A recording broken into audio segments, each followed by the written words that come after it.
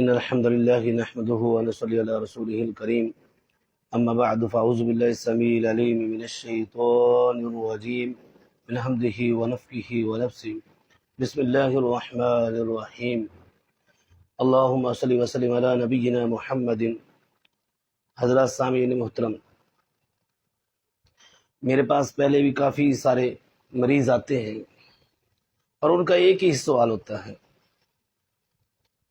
کہ قاری صاحب ہم پر کسی نے جادو کر دیا، ہم لوٹے گئے، ہم برباد ہو گئے، ہمارا چلتا پھرتا کاروبار تباہ ہو گیا، ہم پر کسی نے جادو کر دیا۔ میں نے پوچھا بھائی نماز پڑھتے ہیں؟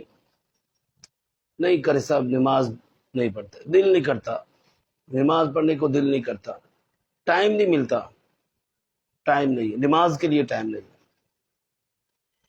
رسول اللہ صلی اللہ علیہ وسلم نے فرمایا کہ جب انسان مسلمان رات کو سوتا ہے تو شیطان خبیث اس کی گردن پر 3 گرہ لگاتا ہے، اور جب وہ انسان صبح فجر کے وقت اٹھ جائے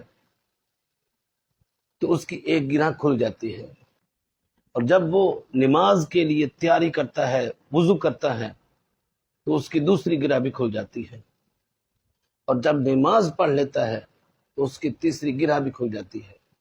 ایسے وہ شیطان کے جال سے، شیطان کے شر سے، شیطان کے جادو سے، شیطان کی پکڑ سے آزاد ہو گیا۔